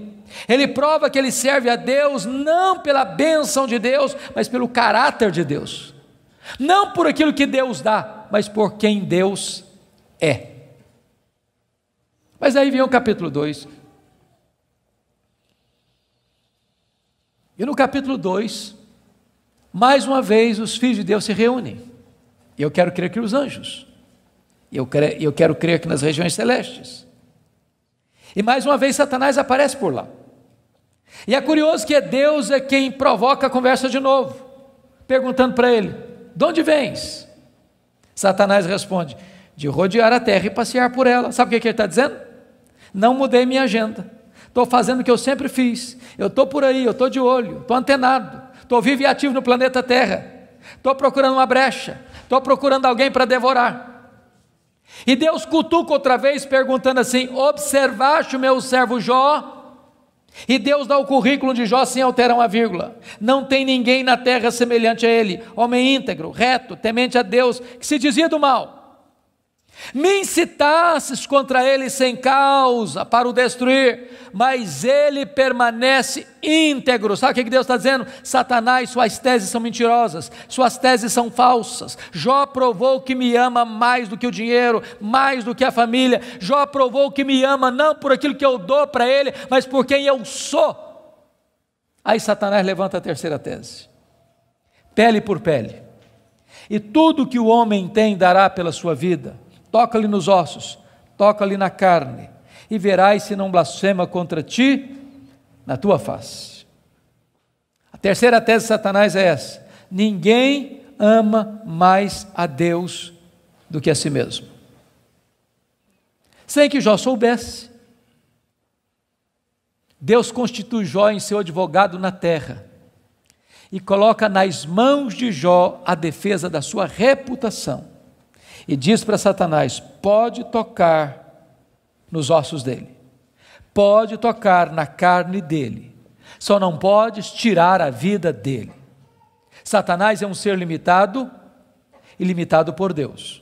Ele só pode ir até onde Deus o permite ir, e nem um centímetro a mais. Mas com a permissão de Deus, Satanás sai dali para colocar uma doença maligna em Jó, ferida do alto da cabeça à planta dos pés. E eu imagino essa cena: Jó está falido, Jó está enlutado, e agora o seu corpo começa a ficar chagado, feridas vão arrebentando por todo o seu corpo fica cheio de pus, sua pele vai ficando necrosada, ele vai ficando mal cheiroso, ele é uma chaga viva, ele é um aborto vivo, e diz a Bíblia que outras bolhas vão se formando, e ele precisa pegar um caco, talvez de telha, para raspar sua pele necrosada, bolhas vão se formando, e ele tem que morder nessas bolhas, para tentar aliviar a sua dor, ele não consegue comer, ele não consegue dormir, a dor não dá pausa, não dá trégua, e ele vai ficando magro, magérrimo, macérrimo, encarquilhado, de couro furado pelas costelas em ponta, no auge da sua dor, do seu desespero. A sua mulher olha para ele, um espectro humano, uma chaga viva, se revolta contra Deus e diz: ainda conservas a tua integridade, Jó? Amaldiçoa o teu Deus e morre. Deus não é digno de ser adorado no sofrimento, acaba com isso, tenha hombridade e coragem de dar cabo da sua vida. E Jó responde para ela no capítulo 2, verso 10, tu falas como uma louca, nós temos recebido o bem de Deus, não receberíamos também o mal? Em tudo isso, diz o texto, Jó não pecou contra Deus com os seus lábios. Ele derrota aqui a terceira tese de Satanás. Ele provou que amava mais a Deus do que a si mesmo. Ele provou que ele servia a Deus não por aquilo que Deus dá, mas por quem Deus é. Mas confira comigo capítulo 2, versículo 11. Aí vieram os amigos. Ele faz Bildade e Zofar. Combinaram ir juntamente com doer-se de Jó, para consolá-lo. Diz o verso 12 que eles levantaram de longe os olhos, não reconheceram Jó. Eles ergueram a voz e choraram, cada um rasgou o seu manto, lançou pó sobre a cabeça. Sentaram-se com Jó na terra 7 dias e 7 noites. Nenhum lhe dizia palavra alguma, pois viam que a dor de Jó era muito grande. E eu quero fazer uma pergunta para você. Esses homens eram amigos de Jó? Esses homens eram amigos de Jó? É claro que eram. É claro que eram. Qual foi o problema desses homens? O problema desses homens é que num dado momento eles começaram, entre aspas, a fazer teologia. Eles começaram a lucubrar. Eles começaram a desenvolver uma espécie de lógica simples. E a lógica deles era essa: toda causa tem um efeito e todo efeito tem uma causa. Eles pensaram, para Jó estar sofrendo, ele deve ter feito coisa errada. Mas para ele estar sofrendo muito, ele deve ter feito muita coisa errada. Mas eles não só pensaram, eles falaram.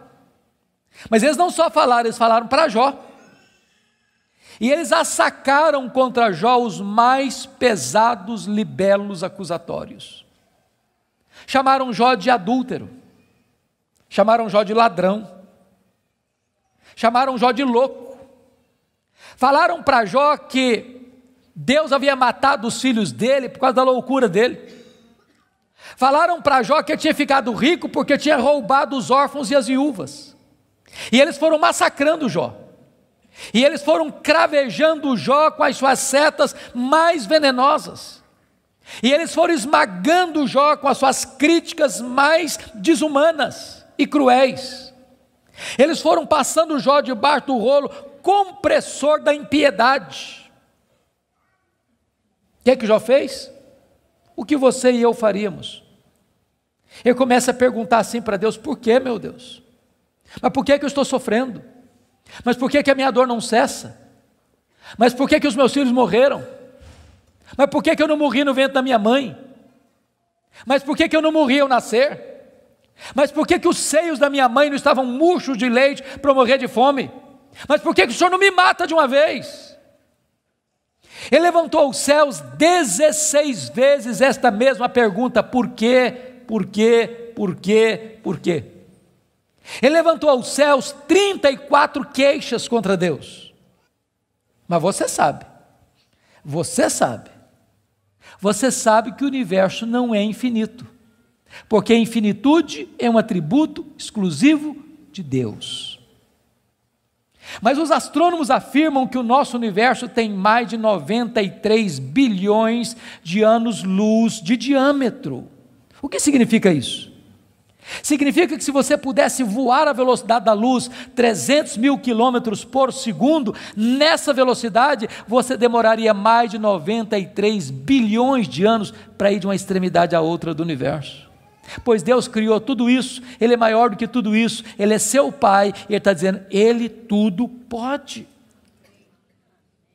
Pergunte a um astrônomo quantas estrelas existem. Sabe qual é a resposta dele? Eu não sei. Mas eles afirmam categórica e insofismavelmente que há mais estrelas no universo do que grãos de areia em todas as praias e desertos do nosso planeta. Vá um dia à praia, encha a concha da sua mão de areia, leve para casa, bote numa tábua de vidro e conte quantos grãos de areia você consegue colocar na concha da sua mão.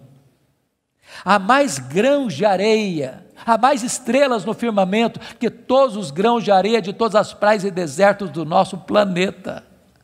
Deus não apenas criou todas elas, Deus conhece cada uma delas pelo nome. E por ser forte em força e grande em poder, quando as chama, nenhuma delas vem a faltar. Este é o seu Deus, Ele tudo pode. Mas não é apenas o macro-universo que nos impressiona, não, o micro também. Se você for hoje na sua casa, lá no quintal ou na varanda que tem uma planta, tire lá uma folha, por mais tenra e delgada que ela seja, ela é tão complexa quanto a região metropolitana da Grande Campinas. Chegue em casa hoje, vá na geladeira, pega um ovo, quebre numa frigideira. Aquela gema é mais complexa do que qualquer máquina que o homem jamais inventou.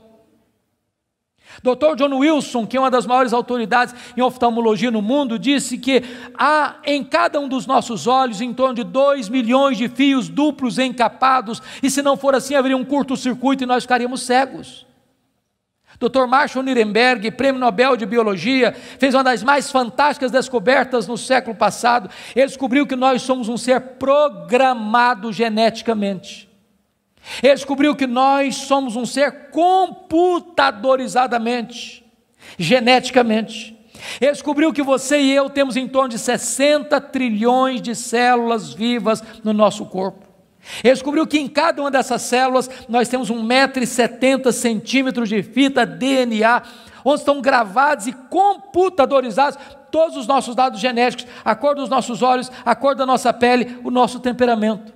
Se você espichar a fita DNA do seu corpo, você tem 102 trilhões de metros de fita DNA, você tem 102 bilhões de quilômetros de fita DNA no seu corpo.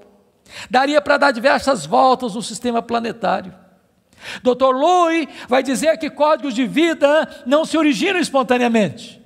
Códigos de vida não se originam de uma explosão de milhões, de uma explosão, a mega explosão cósmica. Códigos de vida não se originam de uma evolução de milhões e milhões de anos. Códigos de vida foram plantados em você pelo Deus Todo-Poderoso, Criador dos céus e da terra. Ele tudo pode. Deixa eu ilustrar isso para você. Um pai caminhava pela rua com seu filho de 4 anos. Eu acho que todos vocês concordam comigo que as crianças parece que fizeram um curso de pós-doutorado em perguntas difíceis. Eu não conheço ninguém que faz pergunta mais complicada do que criança. E o menino voltou para o pai e perguntou assim: papai, qual é o tamanho de Deus? E o pai engasgou, porque não tinha uma resposta pronta para um menino de 4 anos. Permaneceu em silêncio, continuou caminhando. Daqui a pouquinho o pai escuta o ronco das turbinas de um avião supersônico lá nas alturas excelsas e diz: filho, olha para cima. O menino olhou: está vendo aquele avião, filho? Estou vendo, papai, estou vendo. Qual é o tamanho daquele avião, filho? Ah, papai, muito pequeno, estava muito longe. O pai pegou o menino pelo braço, levou no aeroporto. Lá tinha um jumbão de mais de 400 passageiros estacionado. O pai chegou bem próximo e disse: filho, está vendo esse avião? Tô, papai, estou vendo. Qual é o tamanho desse avião, meu filho? Ih, papai, mas grande, muito grande. O pai disse: filho, Deus é do mesmo jeito. Quando você está longe de Deus, meu filho, Deus parece pequeno para você. Aí seus problemas ficam enormes. Mas quando você está perto de Deus, meu filho, Deus é grande para você. Aí os seus problemas ficam pequenos. Agora eu sei que tudo podes. A segunda verdade que mudou a vida de Jó está aí no versículo 2. E nenhum dos teus planos pode ser frustrado. Irmãos, não tem acaso, não tem sorte, não tem azar, não tem determinismo, não tem feitiço, não tem esse negócio de olho gordo. Você não precisa ter medo de sexta-feira 13. Você sabe que a mão de Deus dirige o seu destino. Nem um fio de cabelo da sua cabeça pode ser tocado sem que Deus saiba, sem que Deus permita, sem que Deus tenha um propósito. Quando você entende que Deus governa o universo, que Deus governa até uma folha que cai no outono, que nenhum pássaro, nenhum pardal pode cair ao chão sem que Deus saiba e permita, você vai entender que você não é uma lasca de lenha jogada no mar da vida, empurrado de um lado para o outro ao sabor das circunstâncias. A sua vida está nas mãos daquele que está assentado na sala de comando do universo. Ele está no controle. Não há acaso, não há azar. Ele dirige o seu destino. Você pode dizer como Paulo: sabemos que todas as coisas cooperam para o bem daqueles que amam a Deus, daqueles que são chamados segundo o seu propósito. A terceira verdade que mudou a vida de Jó está aí no versículo 3, confira comigo. Ele diz assim: na verdade eu falei do que eu não entendia, coisas maravilhosas demais para mim. Ele reconhece a limitação do seu conhecimento, mas para você entender isso aqui, eu lhe daria um conselho, se é que posso. Tira um sábado, tira um feriado, dá uma lida em Jó numa sentada só, você vai descobrir coisa maravilhosa. Você vai descobrir que Jó, ao longo do livro, fez 3 coisas. Ele perguntou, ele se queixou e ele se defendeu. 3 coisas que ele fez. E você sabe disso, quando a gente está machucado, quando a gente está ferido, quando a gente está se sentindo injustiçado, sabe o que a gente faz? A gente fala, se defende, e às vezes quando a gente está sofrido demais, machucado demais, doído demais, a gente fala muita coisa sem entender. Quando Deus despeja a glória dele em cima de Jó, Jó bota a mão na boca e diz: meu Deus, quanta coisa que eu falei sem entender. Sabe o que eu aprendo com isso? Quando você encontrar alguém que parece sabichão demais, que sabe demais, que fica arrotando em cima de você conhecimento demais, você está perto de uma pessoa que sabe quase nada. Que quem sabe, sabe que não sabe. Quanto mais você sabe que você não sabe, porque o que você não sabe é muito mais do que o que você sabe. Portanto, quem sabe, não estufa o peito, não fica empavonado. Não dá para ficar na presença do Todo-Poderoso Deus com soberba, com altivez, com arrogância. Jó começa a entender que Deus é Deus e Ele é homem. A quarta verdade que mudou a vida de Jó está no versículo 5, confira comigo. Ele reconhece o seu limitado conhecimento de Deus. Ele diz assim: eu te conheci só de ouvir, mas agora os meus olhos te veem. Eu não sei se vocês entram em crise com esse versículo, eu entro. Sabe por que eu entro em crise com esse versículo? Porque eu não consigo conciliar 42:5 com 1:8. Lá no capítulo 1, versículo 8, Deus disse acerca dele: não tem ninguém na terra parecido com ele. Homem íntegro, reto, temente a Deus, que se desvia do mal. Aqui não é bajulação de um amigo rasgador de seda. Quem está falando isso acerca de Jó é Deus.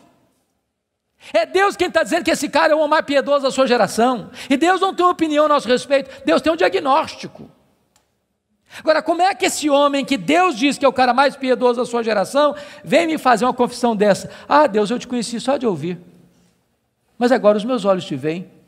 Parece contraditório. Mas para explicar isso, deixe-me fazer uma outra pergunta.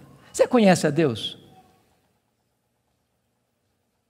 Você conhece a Deus? Quanto você conhece? Quanto? Quanto você conhece a Deus? Deixa eu ilustrar.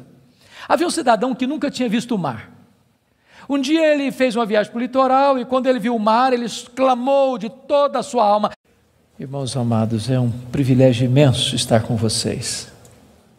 E a minha oração é que nesta noite Deus, na sua bondade, derrame graça sobre nós e nos edifique pela sua palavra. Hoje eu quero conversar com vocês sobre um livro da Bíblia, um livro poético, mas um livro complexo, que tem uma mensagem extremamente oportuna para o meu e para o seu coração.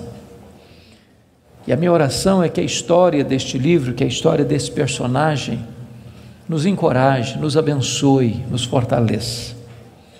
Por isso eu quero convidar você para abrir sua Bíblia comigo no livro de Jó, no capítulo 1.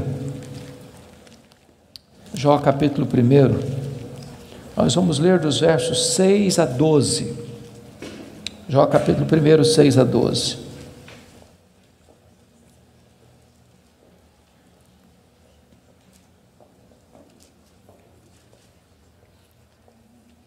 Está escrito: num dia em que os filhos de Deus vieram apresentar-se perante o Senhor, veio também Satanás entre eles.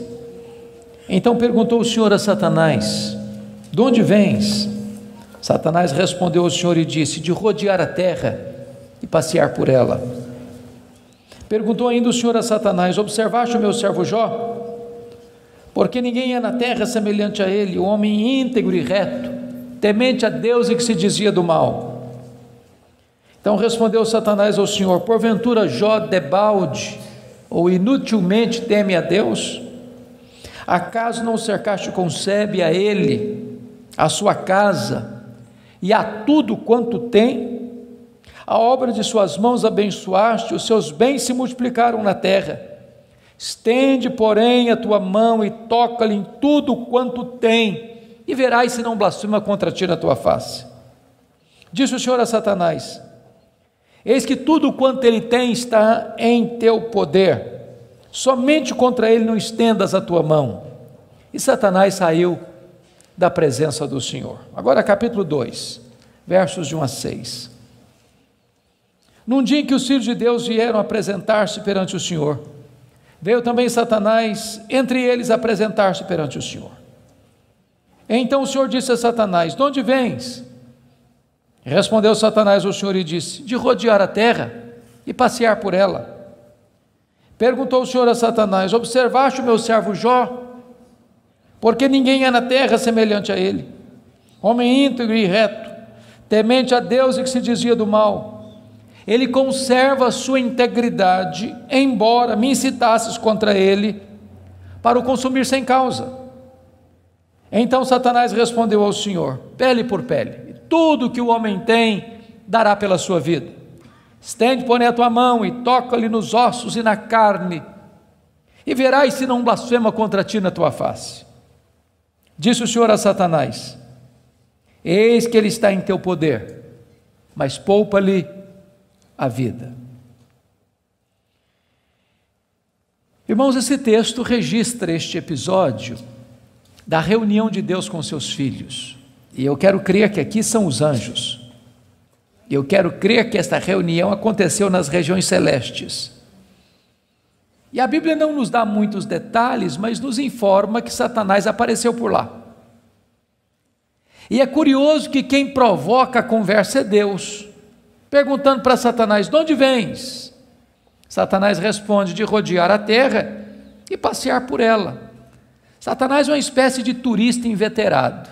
Ele está por aí, está de olho, está antenado, está procurando uma brecha, está procurando alguém para devorar. E Deus cutuca de novo perguntando assim: observaste o meu servo Jó? E Deus dá o currículo de Jó: não tem ninguém na terra semelhante a ele, Em outras palavras, é o homem mais piedoso dessa geração. Homem íntegro. Íntegro é aquilo que você é com a porta do quarto trancada, sem ninguém observando. Homem reto. Reto é aquilo que você é em público e todo mundo está vendo. Homem temente a Deus, princípio da sabedoria. Homem que se desvia do mal, deliberadamente santo. Satanás poderia ter respondido assim: bom, esse eu não conheço ainda não, ando meio ocupado, tenho outras prioridades, quem sabe um dia eu dou uma olhada nele. Mas não foi a resposta de Satanás. Satanás respondeu assim: mas também puderas, desse jeito aí, qualquer um te adora.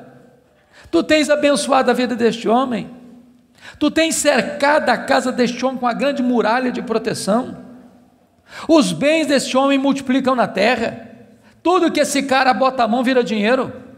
Desse jeito aí qualquer um te adora. E Satanás insinua duas coisas aqui. Primeiro, ele insinua que Deus precisa subornar as pessoas com bênçãos para receber delas adoração. Satanás insinua que ninguém adora a Deus por quem Deus é, apenas por aquilo que Deus dá. Satanás insinua que as pessoas só se aproximam de Deus por causa das bênçãos de Deus e não por causa do caráter de Deus. Satanás insinua mais. Ele insinua que Jó não é honesto quando adora a Deus. Ele insinua que Jó descobriu que religião é uma grande sacada, que esse negócio de religião dá lucro, que o vetor que move Jó em direção a Deus é o lucro. Mas se Deus tirar de Jó o que o próprio Deus deu para Jó, esse Jó blasfema, em vez de adorar. A grande pergunta é: o que é que um homem tem? Um homem tem família, um homem tem bens. Satanás diz para Deus: toca no que ele tem, e verás se não blasfema contra ti na tua face. Satanás levanta aqui duas teses. A primeira delas: ninguém ama mais a Deus do que o dinheiro. Segunda tese: ninguém ama mais a Deus do que a família. Sem que Jó soubesse, Deus constitui Jó em seu advogado na terra e coloca nas mãos de Jó a defesa da sua reputação e diz para Satanás: pode tocar no que ele tem, só não podes tocar na sua vida. Em outras palavras, Satanás é um ser limitado e limitado por Deus. Ele só pode ir até onde Deus o permite ir e nem 1 centímetro a mais. Nas palavras de Martinho Lutero, Satanás é um cachorro na coleira de Deus. Ele só pode ir até onde a coleira o permite ir e nem 1 centímetro a mais. O nosso Deus manda no céu, o nosso Deus manda na terra, o nosso Deus manda no inferno. Ele manda nos anjos, ele manda nos homens, ele manda nos demônios. Agora, com a permissão de Deus, obviamente, Satanás sai dali para fazer um verdadeiro terremoto na vida financeira de Jó. Confira comigo, capítulo 1, versículo 3, quão rico era esse homem. Na parte final do verso 3, somos informados de que este homem era o maior de todos os do Oriente. Sabe o que significa isso? Ele era o homem mais rico da sua geração. Já fomos informados que ele era o mais piedoso. Agora somos informados que ele é o mais rico. E aqui cai um mito. O mito de que um homem rico não pode ser piedoso. Não é verdade isso. É possível ser rico e o mais rico, e é possível esse rico ser piedoso e o mais piedoso. O problema não é ter dinheiro, o problema é o dinheiro nos ter. O problema não é ter dinheiro no bolso, o problema é entronizar dinheiro no coração. O problema não é o dinheiro, o problema é o amor do dinheiro. Agora notem vocês que no capítulo 1, versículo 15, 16 e 17, Satanás vai usar 3 elementos para levar Jó à falência: os sabeus, o fogo e os caldeus. E não foi numa semana, num mês, num ano. numa década. Foi num único dia que o homem mais rico da sua geração entra em colapso financeiro, vai à falência. Ora, você e eu conhecemos gente que por muito menos blasfema contra Deus, por muito menos levanta os punhos contra os céus, por muito menos dá um tiro na cabeça. A pergunta é: será que a tese de Satanás era verdadeira? Será que ninguém ama mais a Deus do que o dinheiro? Será que Jó blasfemaria contra Deus? A resposta está no versículo 21 do capítulo 1. Quando Jó recebe a notícia de que ele está falido, ele diz assim: nu saí do ventre da minha mãe, nu eu voltarei. Sabe o que ele está dizendo?